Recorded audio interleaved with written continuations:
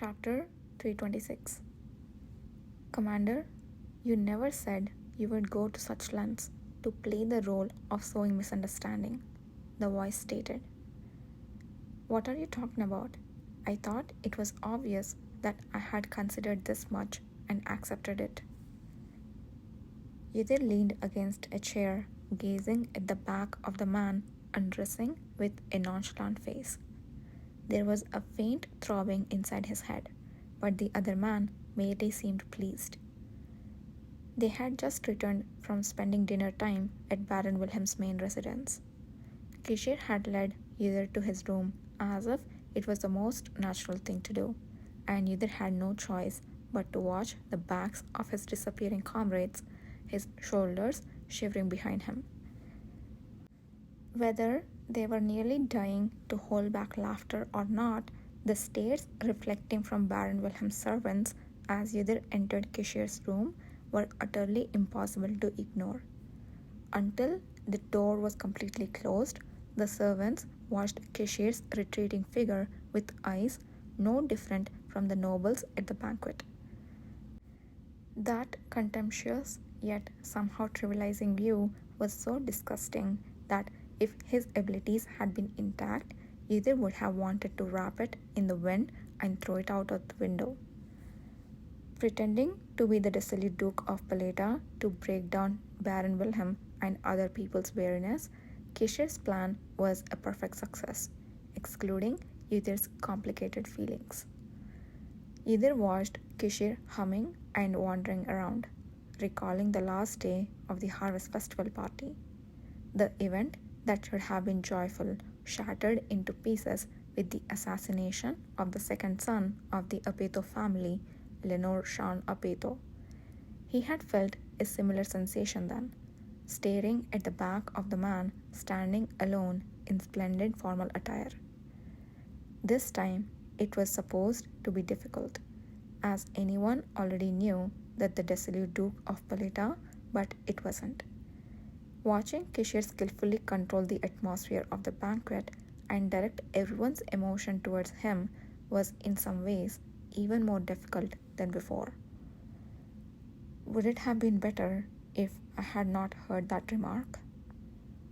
He found no answer in those red eyes that declared every accusation his own. He must have been lost in thought, as he only realized that dinner time was nearly over when someone came looking for him. The fact that his calm had been so greatly shaken by a single word was hard to believe even for himself, but the reality was clear. Kishir had truly made all the accusations target him, and as promised, he would take responsibility to ensure that either suffered no harm. Responsibility. That unfamiliar word dried and vanished in his mouth. Why such serious face? Was that last kiss too intense? Kishir asked, placing the wine and glasses that Baron Wilhelm had ordered before Yudhir. No. Then why? Commander, are you really all right? What do you mean? Kishir tilted his head as if he truly didn't understand. Yudhir swallowed back the words he was about to say. Being despised by others and hearing their accusations. He didn't want to mention anything related to those irritating people. In the end, all he spat out were words no different from before. You didn't have to go this far. There was no reason to play the role of the dissolute Duke so thoroughly. It would have been enough to display a haughty demeanor just a bit, act a touch fussy, and show a nuance of flirting with men.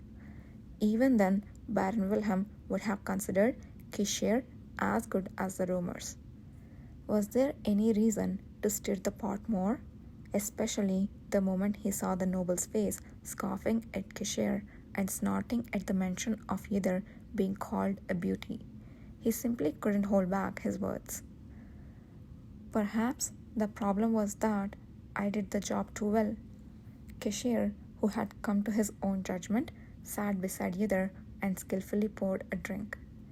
He filled another glass halfway and handed it to Yudhir. In my excitement, I may have lost control a bit. If you ask if it's okay, the problem was that it was too much fun. How can that be fun? Do I look like I'm lying? It was really fun. It's been a long time since I had such a good time. Keshe let out a lingering smile. You should have seen their faces when I kissed you. I can't wait to see how much Baron Wilhelm writes about me in the letters he sends to the other dukes. If he writes less than 10 lines, I would be disappointed in him. Did you work so hard in anticipation of that? Actually, there was a bit of personal motive involved. At the word personal motive, Yudhir frowned, and Keshe raised his hand to lightly press and smooth his forehead. Unlike the perfume, Keshe's unique body scent that swirled coolly like peppermint slid down from his forehead, touching the tip of his nose as it passed. I don't often have the chance to do as I please with you in public. I simply took advantage of the opportunity and gave it my all. Was that really all? Were there really no other feelings of humiliation, anger, or hurt? Yudhir was confident he would detect any hint of concealment from Keshe, but those eyes, more transparent than the glass in his hand, were as straight and calm as ever when they revealed the truth to Yudhir. He truly harbored no resentment for the scorn and insults he had to bear unnecessarily and sincerely enjoyed the situation. The realization of this made Yudhir feel weak. How can you act like that? Yudhir silently repeated the unanswerable question. Though he had seen many in his previous life, he had never seen one as strong as Keshe. He was indeed a special being, and because he was so strong, Yudhir felt all the more pained. The realization of how agonizing it was for such a strong person to be so troubled by Yudhir's insignificant wound was particularly painful because he had keenly felt and watched it all this time.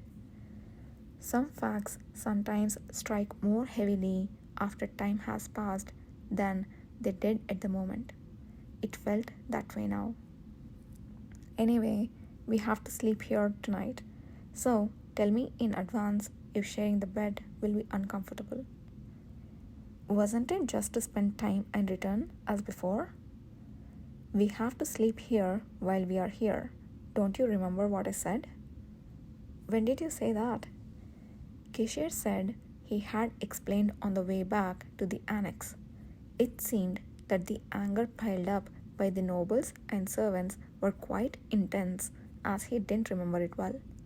Yudhir kept silent for a moment, then agreed and touched his lips to the glass. The golden liquor burned his throat as though trying to ignite anger, but of course he did not feel the least bit drunk.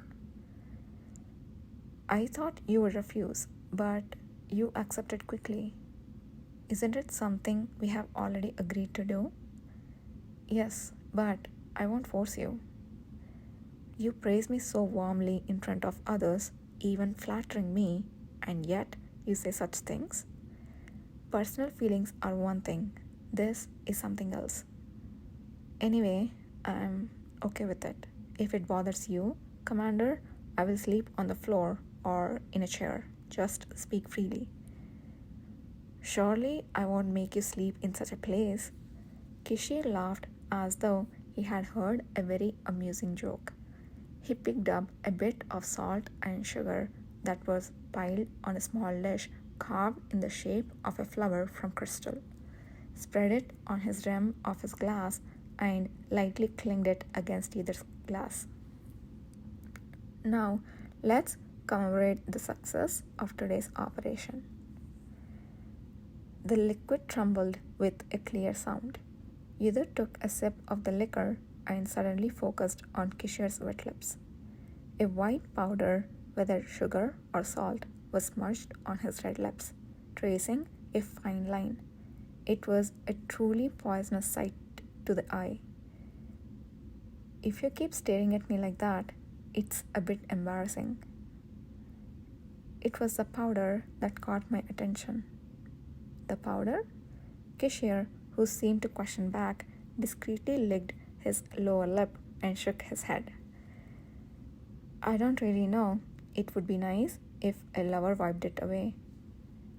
Isn't it time when we don't have to play that role? Then I will change it to, it would be nice if an assistant did it. Even though it was clear he knew, there was no argument. It was still a bit painful to look at him every time, yet there was also an intense attraction. If my efforts today have pleased you, then reward me with this. That's enough for me. There was no way to refuse his proposal, looking at how vivid and beautiful the man was with regained sight. Vidar slowly raised his hand and brushed Kishir's lips. The tiny powders tickled his fingertips momentarily, but that was fleeting. No sooner had his hand touched the middle of his lips than the man, who seemed to have waited for it, sucked it in as if swallowing.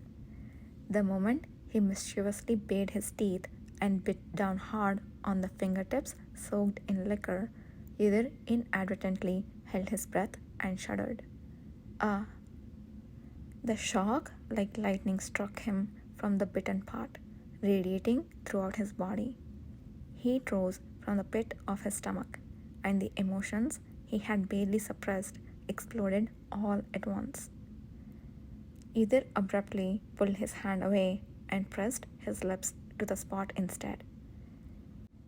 Even though he knew that it was not long ago that he had reached out and kissed Kishir first, it strangely felt like a very distant memory. Though his impulse had been somewhat rough, Kishir, without any sign of surprise, embraced Idhar's neck. He welcomed the charging lips and tongue, which he had desired, as if a satisfied beast had devoured them. Idhar tasted the bitterness of the liquor, the sweetness of the sugar, and the saltiness of the salt all at once.